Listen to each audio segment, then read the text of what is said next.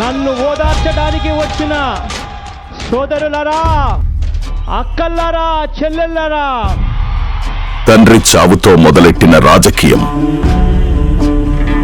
ఆ తర్వాత మా నాన్నని చంపారు. నాన్నని చంపే విషయం ఇప్పటికి కూడా మా మనసులో ఇప్పటికి కూడా డౌట్గానే ఉంది.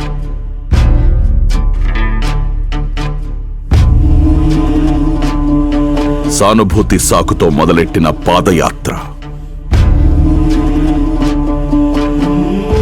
బాబాయి హత్యతో అందిపుచ్చుకున్న అధికారం, గుండెపోటు రావటంతో ఆయన మృతి చెందారని చెప్పి మనకు మళ్ళీ ఇవాళ చిన్నాన్న మీద దాడి జరిగింది.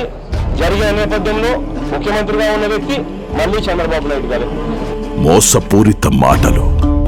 దీని వెనకాల వైఎస్ భాస్కర్ రెడ్డి ఉన్నాడు, వైఎస్ అవినాష్ రెడ్డి ఉన్నాడు, వాళ్ళ వెనకాల వైఎస్ జగన్ రెడ్డి, భారతి రెడ్డి వాళ్ళని ప్రొటెక్ట్ చేస్తూ ఈయన థ్రెటన్ చేస్తూ ఉన్నాడు అని కూడా చెప్తున్నాడు. మెగా డిఎస్సీ పెడతామని చెప్పి ప్రతి పిల్లాడికి చెప్తా ఉన్నా. ఎక్కడా కూడా మద్యాన్ని పూర్తిగా లేకుండా చేసేస్తామని చెప్పి కూడా గట్టిగా చెప్తా ఉన్నా. బూటకాల భరోసాలు. మీకు వచ్చిన ప్రతి ఇబ్బందిలోనూ జగన్ బాబు ఉన్నాడు. నేను జగనన్న వదిలిన బాణాన్ని. తల్లిని చెల్లిని ఎరగా చూపి వలలో వేసుకున్న అక్క చెల్లెమ్మల ఓట్లు. పసుపు చీర కట్టుకొని వారి ఇళ్లకు వెళ్ళి వారికి మోకరిల్లి తోడు నడిచిన చెల్లినే శంకించిన తోడేలు గుణం. రాజశేఖర రెడ్డి గారి భార్యను కోర్టుకు ఇచ్చారు అంటే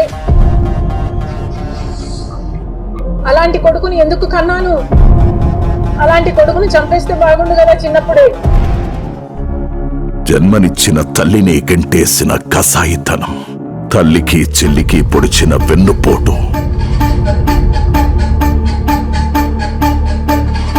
బాబాయి హత్యతో అందిపుచ్చుకున్న అధికారం, తిరిగి రాసిన క్రిమినల్ హిస్టరీ.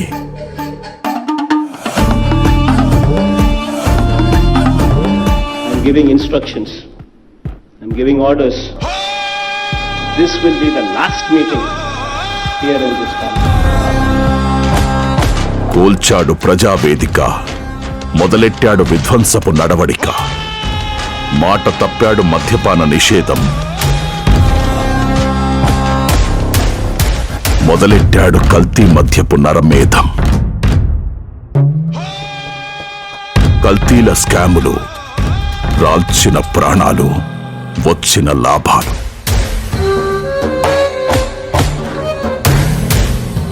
ప్రతి స్కీము ఒక స్కామ్. అడ్డగోలు పాలన, వేల కోట్ల ఆర్జన. చెప్పిందంతా అబద్ధం, చేసిందంతా మోసం. The YSRCP government has come to power. There are a lot of atrocities which are taking place against the Hindu temples. ఆంధ్రప్రదేశ్లో దేవాలయాల మీద దాడులు రోజు రోజుకి పెరుగుతున్నాయి. కుట్ర జరుగుతుంది హిందుత్వ దేవాలయాల పైన, హిందుత్వం పైన. హిందువుల మనోభావాలు దెబ్బతీసేలా ఎన్నో దుశ్చర్యలు, మరెన్నో అపరాధాలు. 10 తలల అధర్మాన్ని ఒక బాణంతో కూల్చిన మన రాములోరి శిరస్సు వేరు చేసిన దుశ్చర్య ఇదేమిటని ప్రశ్నిస్తే మోపిన హత్యానేరం, లేఖితనపు జవాబుతనం. ఆంజనేయ స్వామి చెయ్యకొడితే ఆంజనేయ స్వామికి పోయేదేమీ లేదు, బొమ్మదే. మామూలుగా జరిగిన సంఘటనలను అడ్డం పెట్టుకొని ఆయన దానికి సమాధానం చెప్పడం ఏంటండి? యూజెస్ ఆయన దానికి సమాధానం చెప్పడానికి. ధర్మ సంస్థాపన చేసిన శ్రీ లక్ష్మీ నరసింహస్వామి పుణ్యక్షేత్రంలో స్వామివారి మహారథాన్ని తగులబెట్టిన దుశ్చర్యని నిలదీస్తే అదే లేఖితనపు అపహాస్యం, దుర్మార్గపు దురహంకారం. అంతర్వేదిలో 1 కోటి రూపాయలు రథాన్ని తగలబెడితే ప్రభుత్వం రథం చేస్తుంది, దానివల్ల దేవుడికి పోయేదేం లేదు. ఇక్కడ హిందుత్వం అండి, ఇదెక్కడ హిందూయిజం అండి?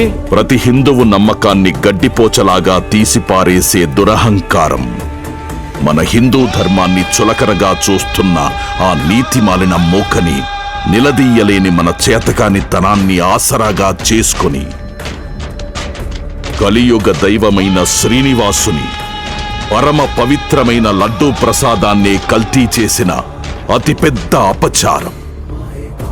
5 ఏళ్ళుగా చెప్తూనే ఉన్నాం, అది చాలా మంది భక్తులు కూడా అదే చెప్తున్నారు. నేను ఇక్కడే గుళ్ళో పుట్టి పెరిగాను కాబట్టి నాకు ఇంకా ఎక్కువ కొట్టొచ్చినట్టు కంప్లైంట్ కనిపిస్తుంది. ల్యాబ్ రిపోర్ట్లో అనిమల్ ఫ్యాట్ కలిసి ఉందని, తర్వాత ప్లాంట్ ఆయిల్స్ కలిసి ఉన్నాయనేది ఉంది.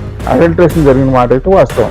అంటే సిబిఐ క్లీన్ చిట్ ఇస్తా ఉంది. What do you mean, Jagan? What do you mean? This is not a clean chit for you, Jagan. Don't try to make it one. Don't play around with the people's sentiments any longer. There has been massive adulteration, huge amounts of adulteration of the Tirupati Laddu during Jagan's time. This is a reality. ఎందరి మనోభావాలు దెబ్బతిన్నా లెక్క చెయ్యని అసురత్వం, బూటకపు మాటలతో ధర్మంపై బురద జల్లే మూర్ఖపు నైజం. చిన్న చోరీ 9 నోట్లు, ఇదేదో ఖచ్చితమైన రిపోర్టా అంటే అది కాదు. అసురులు సైతం అసూయపడే మరో నరరూపం ఈ వైఎస్ జగన్.